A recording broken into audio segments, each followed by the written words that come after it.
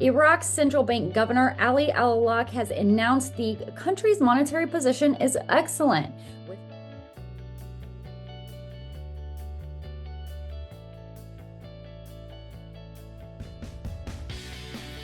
Welcome back from the holiday, everyone. Newsroom Chella Smith here with your Middle East U.S. entertainment news here on YouTube. I air on Fridays. I bring you the latest on reforms and economics of Iraq based on reports put out by the Middle East news media outlets. I do this weekly review and it's based off my interest. Thank you, everyone, for joining me. Last week, we talked about the Iraqi Dinar exchange rates, the banking sector, trade, foreign investments, broader reforms, and a BRICS system. We won't be here long this week. I'd like to get out and do some Black Friday shopping. Let's take a look, however, at this week's headlines.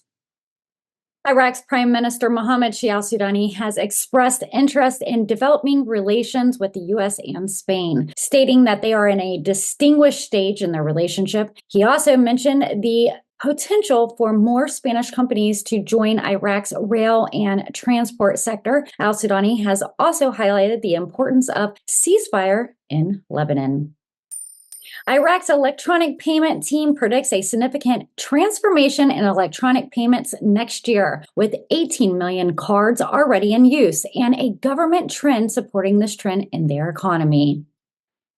Iraq's Prime Minister Advisor for Industrial Affairs and Private Sector Development, Hamadi Al-Lami, announced that the government has granted privileges to investors, including tax exemptions. The government has activated Investment Law 13 of 2006 and made additional amendments to grant more privileges. External investors can lease industrial land for an extendable period of 50 years. Iraq has a wealth of minerals, including phosphate rocks and uranium. We're going to try to quickly get through these articles. The Iraqi Bank for Trade has launched the first trial Visa demo card featuring for e-shopping and purchases. British Petroleum is collaborating with Iraq's North Oil Company to develop key Kirkuk oil fields. The agreement signed on August 1st aims to increase productions by over double to 650,000 barrels per day. The agreement includes a three-dimensional seismic study of the reservoirs. Iraq ranks 51st globally and 4th in the Arab world for 2025, according to the reports by CEO World Magazine. The US, China, Germany, Japan, and India will lead the global economy with a balance between development and emerging economies. Goldman Sachs reports a decline in crude oil productions in Iraq, Kazakhstan, and Russia due to OPEC Plus production cuts, supporting a rise in Brent prices in the near term. The bank also predicts Saudi Arabia will extend production cuts until April 2025. Despite these delays, Brent crude futures remains in a range of $70 to $80 per barrel. The Parliamentary Oil and Gas Committee has confirmed an amendment to the budget, allowing for payments of oil extraction costs for the Kurdistan regions, potentially expanding exports and improving coordination. The central bank governor Ali al-Awlaq has emphasized the bank's unconventional policies and direct engagements in economic stimulus through initiatives supporting the expansion of production-based and green projects. He highlights the Arab consensus of roles of the central bank in addressing challenges and risks, including climate change and financial inclusion. The bank also supports a government program for digital transformation and is working with the Prime Minister to manage these risks. And we've heard these stories over and over about the U.S. Ambassador Elena Romanowski confirming commitment to ending international coalition presence in Iraq and focusing on de-escalation and deepening bilateral relations. She supports Iraq's economic development and American investment, indicating progress in relations, according to Magazine News.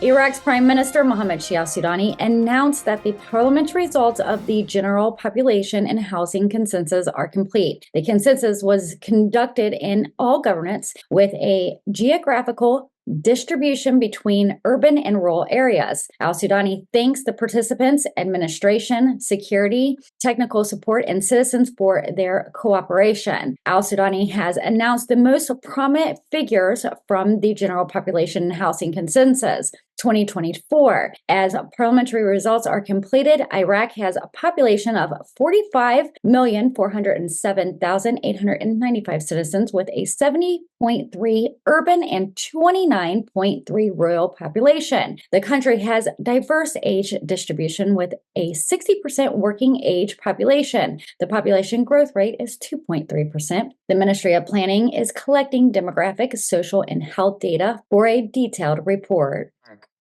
The Al-Khar Criminal Court, a specialized anti-corruption court, has issued 10-year prison sentences for tax secretariats, including Nuar Suhar and Raid Jahi, and 7 years for others involved. The court also sentenced Haythan al-Jubari to 3 years in prison, according to Al-Fret News. Iraq's central bank governor Ali Al-Awlaq has announced the country's monetary position is excellent, with foreign transfers for trade proceeding smoothly after the implementation of a new system. He confirms agreements with 4 companies to launch a new mechanism for travel transfers or treatment. Ali Al-Awlaq emphasizes the government's effort to diversify and strengthen the national economy, citing Iraq's heavy dependence on the oil sector. He emphasizes the need to activate the banking sector to provide financing for real projects in the sector, like industrial and agriculture. The central bank is working to meet the needs of the country's citizens and business sector from foreign currencies, maintaining stability. Ali Al-Awlaq noted a historical shift in foreign remittances and meeting demands for the US dollar. The central bank has implemented a new system of external transfers to ensure flow and transparency, and the new channels of transfers have been open using other currencies such as Turkey, India, and China, in addition to European countries. Iraq's Prime Minister Malzer Mohammad Shalay announces efforts to develop a competitive banking system focusing on modern service and digital financial inclusion. The government is partnering with international companies to study the market and improve performances. Shalay also aims to increase the private sector's contributions to GDP from 37% to over 54%.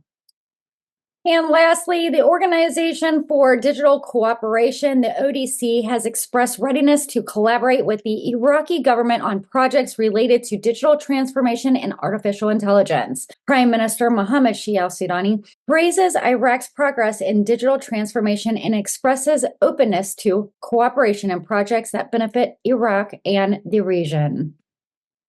And you've been watching Newsroom Weekly Review. I'm Chella Smith with your Middle East U.S. entertainment news on reforms and economics of Iraq, bringing you all the latest Dinar news without having to keep up with all the different outlets. I'm here on YouTube every Friday, so don't forget to subscribe and turn those notification bells on so you're never left behind. If you like my content, give me a thumbs up. If you really like my content, you can always seed a super chat or a super thanks in the comment section below. We pray you guys had a blessed Thanksgiving and will remain safe while Black Friday shopping.